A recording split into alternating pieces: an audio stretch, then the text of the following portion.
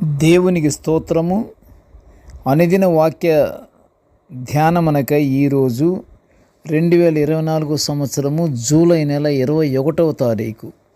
ఈరోజు ధ్యాన వాక్యము పరిశుద్ధ గ్రంథము నుండి యాకోబు రాసిన పత్రిక 5వ అధ్యాయము 13వ వచనాన్ని మనము చదువుకుందాము.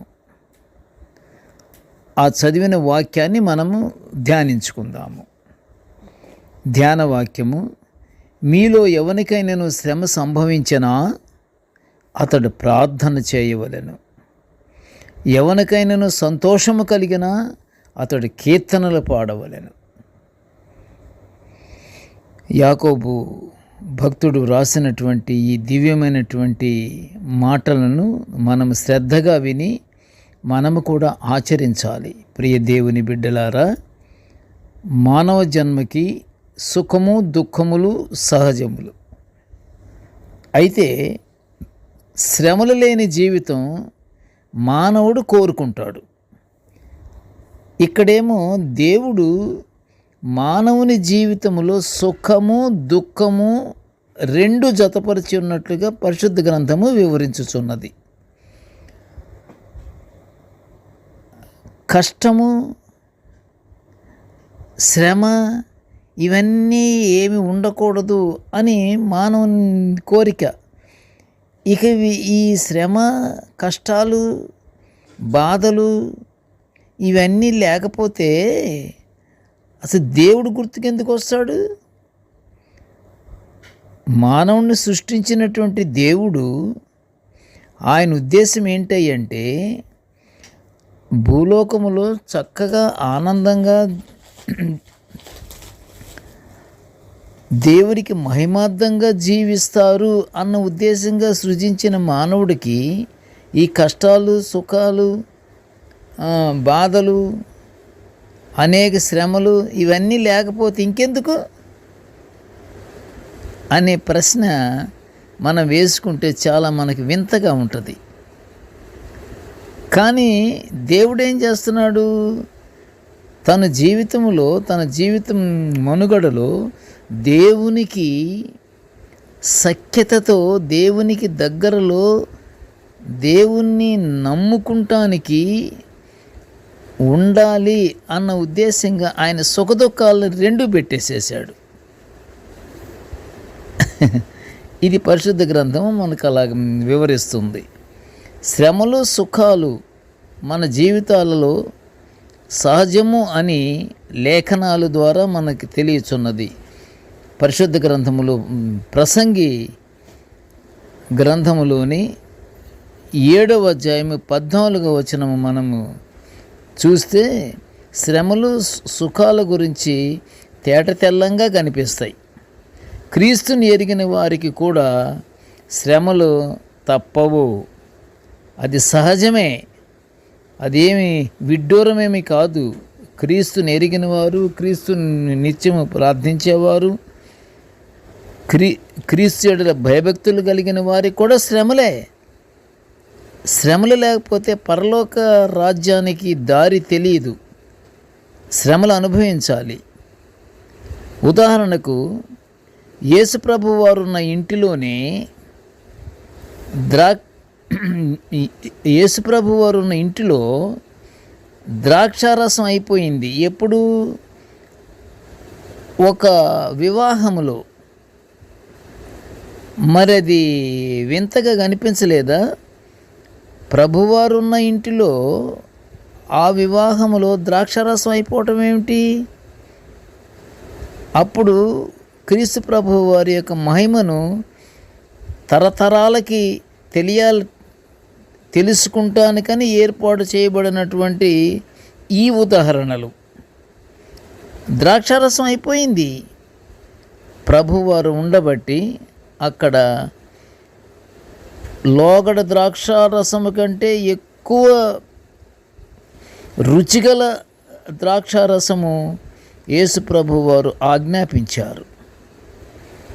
యేసు ఉన్న దోణిలోకి ఇంకొకటి శ్రమలు అన్నందుకు చెప్తున్నాను. యేసుప్రభు ఉన్న దోణి ఆ దోణి మీదికి అలలు కొట్టలేదా?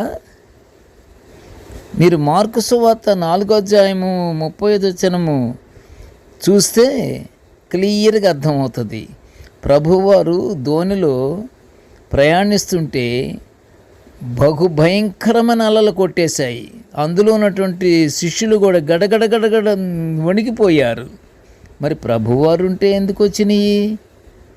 అది కూడా ప్రతి మనిషి కూడా జాగ్రత్త పడటానికి అవన్నీ క్రియలు, సూచనలు. యేసు ప్రేమించే వ్యక్తి,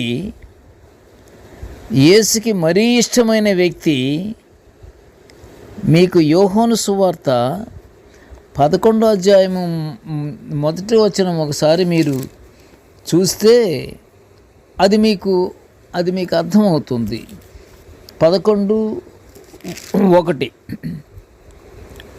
మరియా ఆమె సహోదరి అయిన మార్త అనువారి గ్రామమైన బేతనీలోనున్న లాజరు అను ఒకడు రోగిగా ఉన్నాడు. ఈ లాజరు ప్రభువునకు అత్తరు పూసి తల వెంట్రుకలతో ఆయన పాదములు తుడిచిన మరియకు సోదరుడు.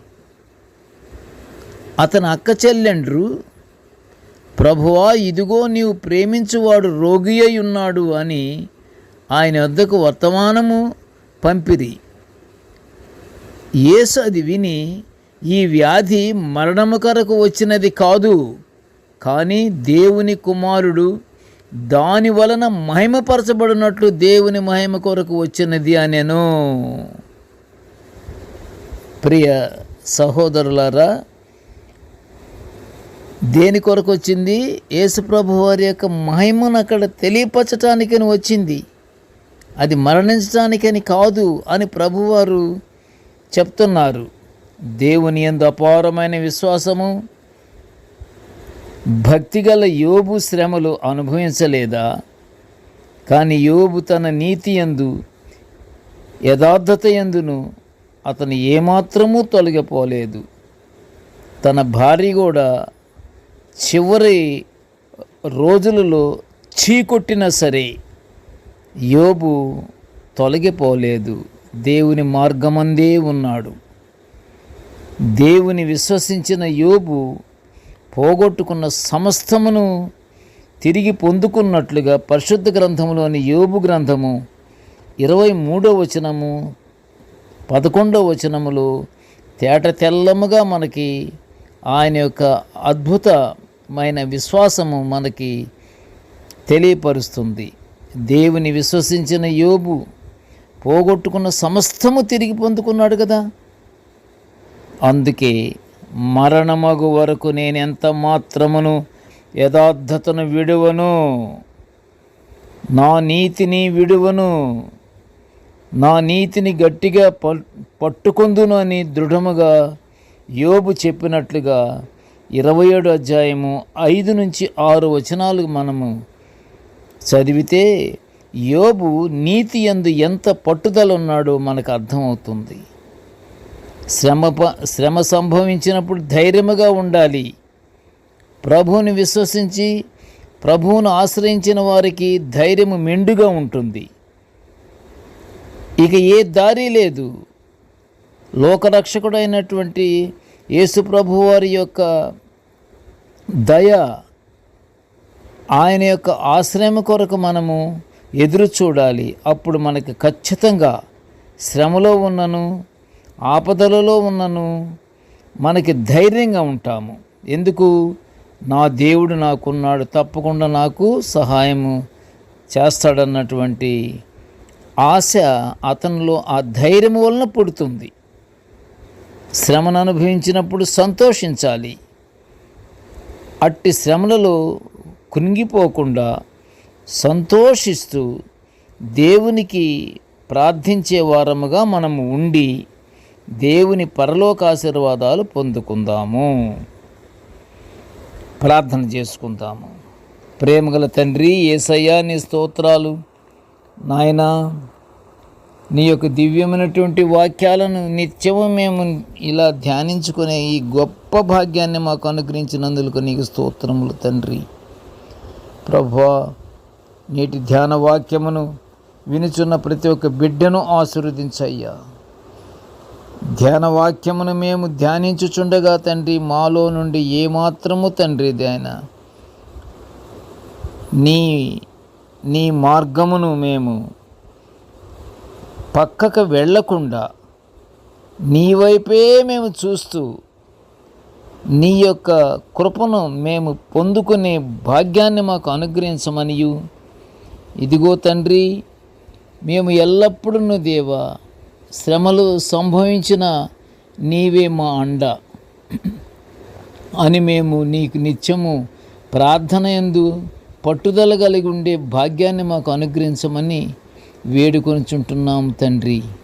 కృపగలనైనా మేము నిత్యము తండ్రి సంతోషముగా నీ యందు కీర్తనలు మేము పాడుకుంటూ నిన్ను స్తుతించుకొనుచు ప్రభువా, నీ ప్రేమను మేము పొందుకునే భాగ్యాన్ని మా అందరికీ అనుగ్రహించమని ఈ మనవులన్నీ యేసయ్య పుణ్యనామమున వినయముగా వేడుకొంచుంటున్నాము తండ్రి. ఆమేన్. దేవుడు మనల్ని అందరినీ బహుగా దీవించుగాక. ఆమేన్.